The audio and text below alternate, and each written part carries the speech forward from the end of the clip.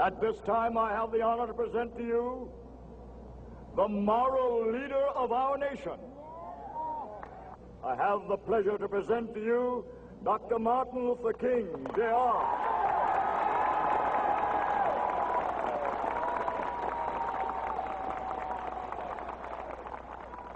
I am happy to join with you today in what will go down in history as the greatest demonstration for freedom in the history of our nation.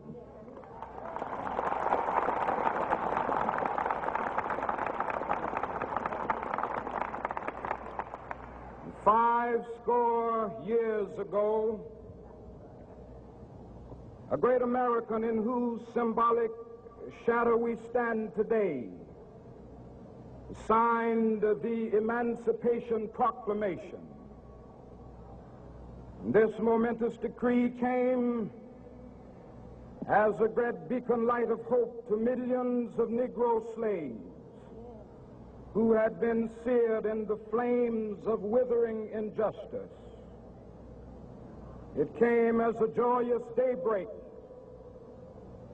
to end the long night of their captivity. But 100 years later, the Negro still is not free. 100 years later, the life of the Negro is still sadly crippled by the manacles of segregation and the chains of discrimination. 100 years later, the Negro lives on a lonely island of poverty in the midst of a vast ocean of material prosperity. 100 years later, the Negro is still languished in the corners of American society and finds himself in exile in his own land. And so we've come here today to dramatize a shameful condition. In a sense, we've come to our nation's capital to cash a check.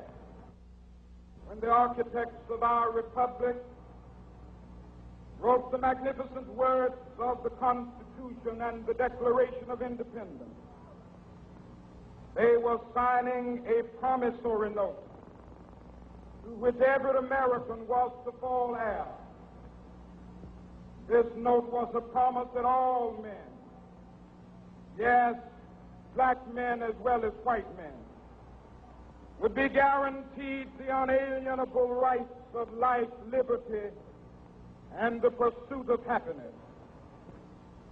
It is obvious today that America has defaulted on this promissory note insofar as her citizens of color are concerned. Instead of honoring this sacred obligation, America has given the Negro people a bad check, a check which has come back marked insufficient funds.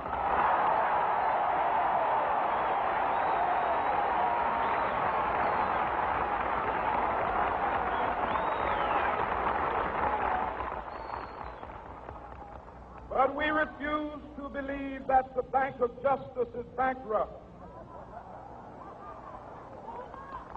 We refuse to believe that there are insufficient funds in the great vaults of opportunity of this nation. So we've come to cash this check, a check that will give us upon demand the riches of freedom and the security of justice.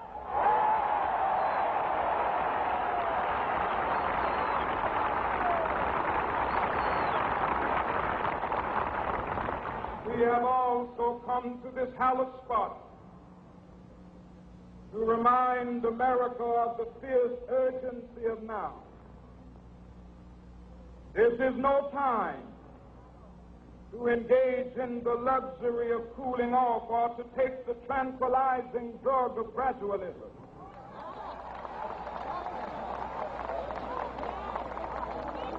Now is the time to make real the promises of democracy.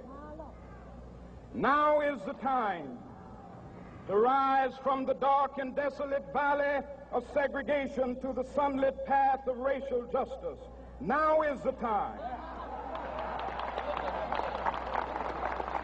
to lift our nation from the quicksands of racial injustice to the solid rock of brotherhood. Now is the time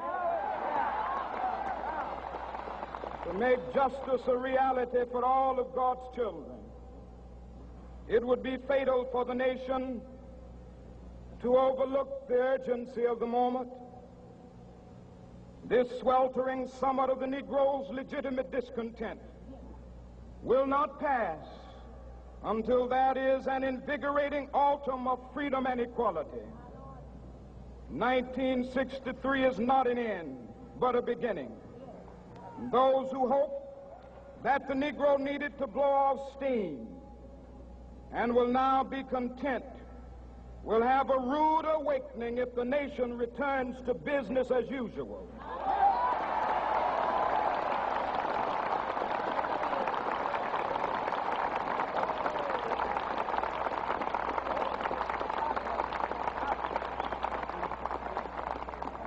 There will be neither rest nor tranquility in America until the Negro is granted his citizenship rights.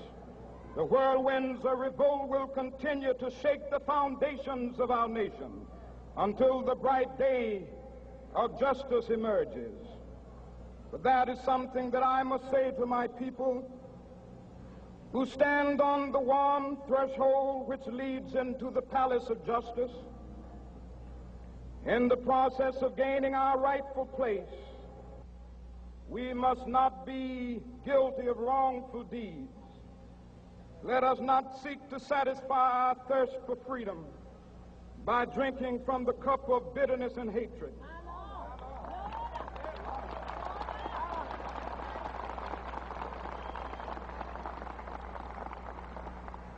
We must forever conduct our struggle on the high plane of dignity and discipline. We must not allow our creative protests to degenerate into physical violence. Again and again, we must rise to the majestic heights of meeting physical force with soul force. The marvelous new militancy which has engulfed the Negro community must not lead us to a distrust of all white people. For many of our white brothers, as evidenced by their presence here today, have come to realize that their destiny is tied up with our destiny.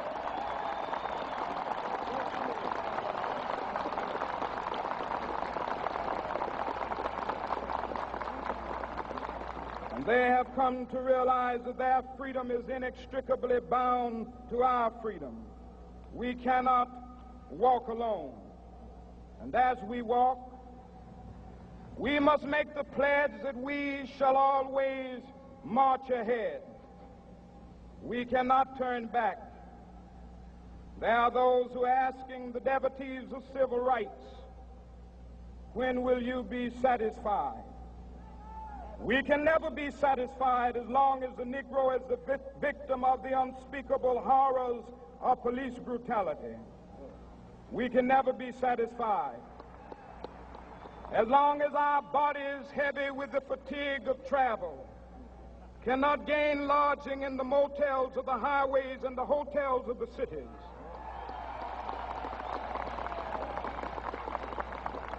We cannot be satisfied as long as the Negro's basic mobility is from a smaller ghetto to a larger one.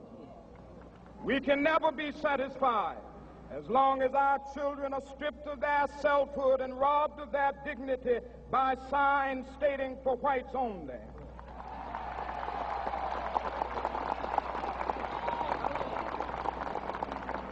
We cannot be satisfied as long as a Negro in Mississippi cannot vote and a Negro in New York believes he has nothing for which to vote.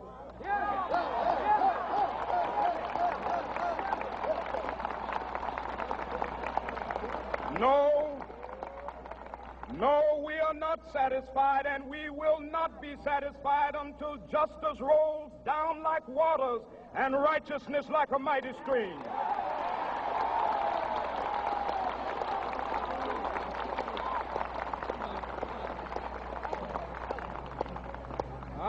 not unmindful that some of you have come here out of great trials and tribulations. Some of you have come fresh from narrow jail cells. Some of you have come from areas where your quest for freedom left you battered by the storms of persecution and staggered by the winds of police brutality. You have been the veterans of creative suffering. Continue to work with the faith that unearned suffering is redemptive. Go back to Mississippi. Go back to Alabama. Go back to South Carolina. Go back to Georgia.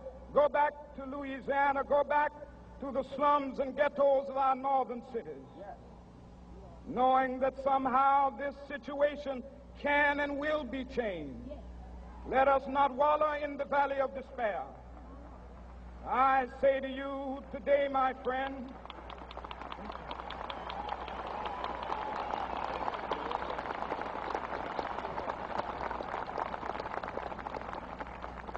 so even though we face the difficulties of today and tomorrow, I still have a dream. It is a dream deeply rooted in the American dream. I have a dream that one day this nation will rise up and live out the true meaning of its creed. We hold these truths to be self-evident, that all men are created equal.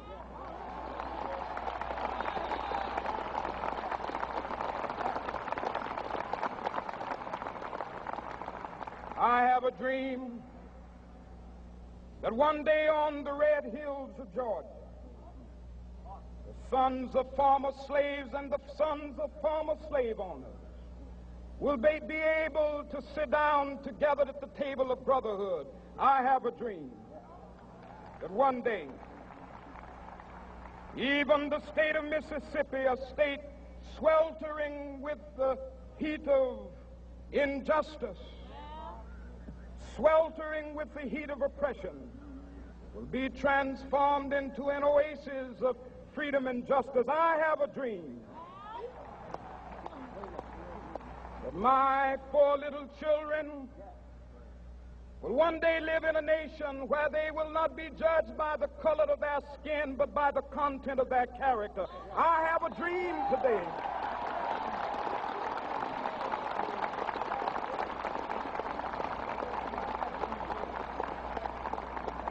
I have a dream that one day down in Alabama, with its vicious racists, with its governor having his lips dripping with the words of interposition and nullification, one day right there in Alabama, little black boys and black girls will be able to join hands with little white boys and white girls as sisters and brothers. I have a dream today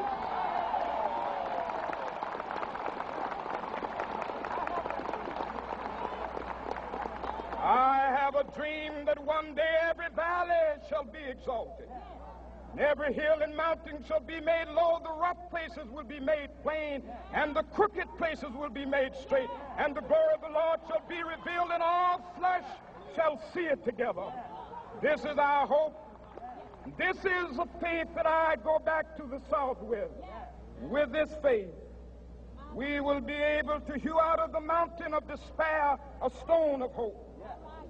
With this faith, we will be able to transform the jangling discords of our nation into a beautiful symphony of brotherhood.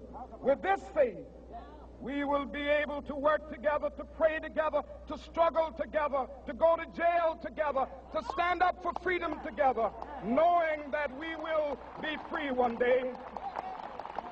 This will be the day. This will be the day when all of God's children will be able to sing with new meaning, "My country, 'tis of thee. Sweet land of liberty, of thee I sing. Land where my fathers died, land of the pilgrim's pride. From every mountainside, Let freedom ring, and if America is to be a great nation, this must become true. And so let freedom ring from the prodigious hilltops of New Hampshire. Let freedom ring from the mighty mountains of New York. Let freedom ring from the heightening Alleghenies of Pennsylvania. Let freedom ring from the snow-capped Rockies of Colorado. Let freedom ring from the curvaceous slopes of California. But not only that, let freedom ring from Stone Mountain of Georgia. Let freedom ring from Lookout Mountain of Tennessee. Let freedom ring from every hill and molehill of Mississippi, from every mountainside. Let freedom ring, and when this happens, and when we allow freedom ring, when we let it ring from every village and every hamlet, from every state and every city, we will be able to speed up that day when all of God's children, black men and white men, Jews and Gentiles, Protestants and Catholics, will be able to join hands and sing in the words of the old Negro spiritual, free at last, free at last. Thank God Almighty, we are free at last.